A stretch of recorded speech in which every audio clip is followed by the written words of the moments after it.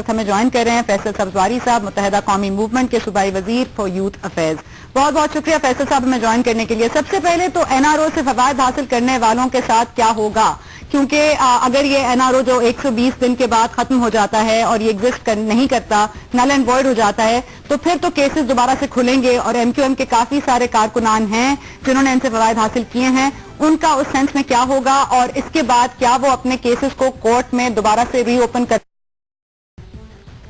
देखिए, बात यह है कि जहां तक एनआरओ से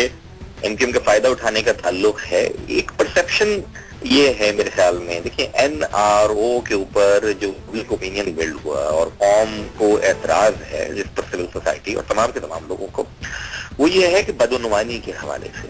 कि बदउनवानियों के केसेस आए और क्या बदउनवानियों को कौमी असेंबली और पार्लियामान जो है वो तहफ़्फ़ुज़ दे सकती है, नहीं दे सकती है।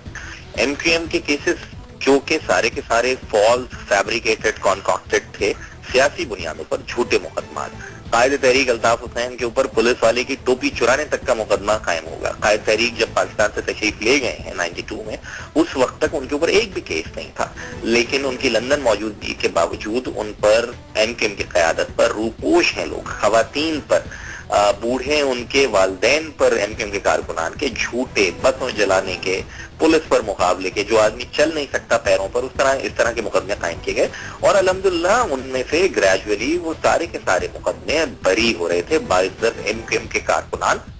कमोबेश। जब ये आया है तो एक review board criminal procedure code के तहत कायम अगर हुआ है और उसमें भी एक रिटायर्ड जज की सरबराही में प्रोसिक्यूटर जनरल इन्वॉल्व है, अदालती सारा का सारा अमला इन्वॉल्व है, हुकूमत का कानूनी अमला इन्वॉल्व है, तो एक पूरा कानूनी प्रोसीजर हुआ। लेकिन अब अगर बिलफर्ज महाल ये मैं मान भी लूं कि जी एनआरओ खत्म होता है और एमक्यूएम के कारकुनान के केस खुलते हैं, हम बहुत कॉन्फिडेंट हैं, हमें इससे कोई इशू नहीं है कि वो कोई नया केस बनता है, कोई पुराना केस खोलता है, या जो केस पहले से सेटल है उसको भी अगर कोई लाना चाहता है तो वो भी शौक पूरा कर ले। हमारा ज़मीर मुतमईन है, हम पर कोई करप्शन, कोई बदनवानी का केस ना था और ना है, और जो भी केसेस थे वो क्रिमिनल केसेस सियासी बुनियाद के ऊपर बनाए। तो ठीक है, ये बात तो क्लियर होगी कि आप केसेस अगर दोबारा खुलते हैं तो आप उनको डिफेंड करेंगे, मगर मेरा सवाल फिर ये है कि एमक्यूएम ने तो जब फवायद हासिल किए एनआरओ के तहत तो वो उस पीरियड में किए जब ये ऑर्डिनेंस था, जब इसके ऊपर बहस नहीं थी कि पार्लियामेंट में ये एक्ट बनेगा नहीं बनेगा, तो उस पीरियड में हुआ विच इज नॉट डिबेटेबल। तो आप क्या समझते हैं, अगर ये केसेस दोबारा खुलने की बात भी होती है तो क्या आप इसको भी डिफेंड करेंगे? लेकिन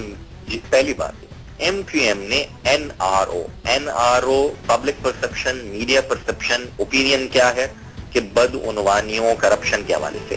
पहले मैं दोबारा रिपीट करूंगा, कोई करप्शन का केस नहीं है, ना था ना है। दूसरी बात ये कि जजेस ने उस वक्त के पॉलिटिकल विक्टिमाइजेशन के तहत लोगों के केसेस इन साइड ट्रायल था, उसको भी जाकर नहीं सुना, तो वो उस वक्त रिव्यू होते हैं, अदालती अमला पूरा बैठता है, केस टू केस बेसिस के ऊपर उसको रिव्यू करता है, इन्वेस्टिगेशन रिपोर्ट्स लगती हैं जो कि पहले से भी मौजूद हैं लेकिन महज वो सर्द खाने की नजर कर दी गई थी, तो उसके जरिए इन केसेस का जो है सेटलमेंट हुआ है।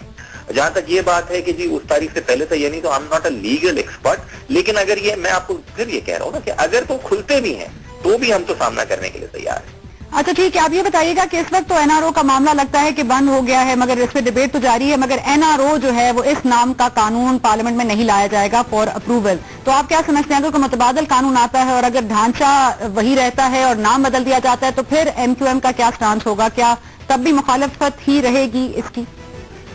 पहली बात तो ये देखिए, एमक्यूएम के इख्तिलाफ में और दीगर जमातों के इख्तिलाफ में जो सबसे अहम फर्क ये है सना कि एमक्यूएम को जिस तरह आपने फरमाया और दीगर लोग भी समझते हैं कि MQM has been the beneficiary,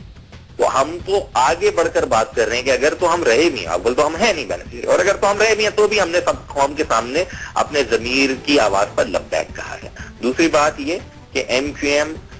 किसी भी सॉर्ट ऑफ करप्शन को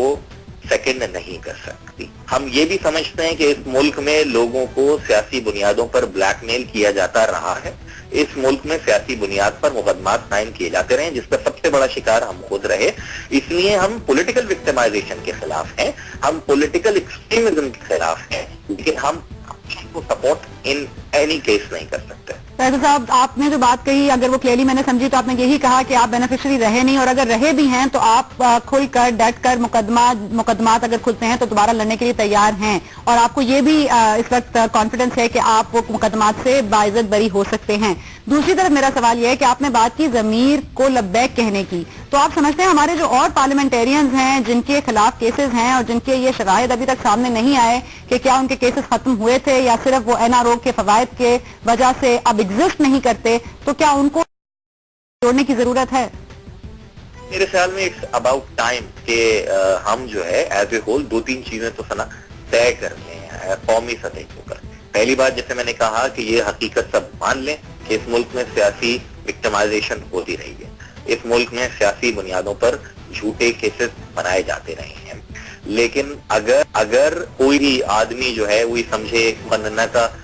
रुकन होके कि वो बालाए कानून है, तो नहीं, मेरे ख्याल में ऐसा नहीं है। सबको इट्स अबाउट टाइम कि हम नेशन बिल्डिंग शुरू करें और हम वाक़तन ज़मीर की आवाज़ पर लग पाएं। बहुत बहुत शुक्रिया फैसल साहब, ज़वारी साहब, सूबाई वज़ीर मुत्तहदा कौमी मूवमेंट।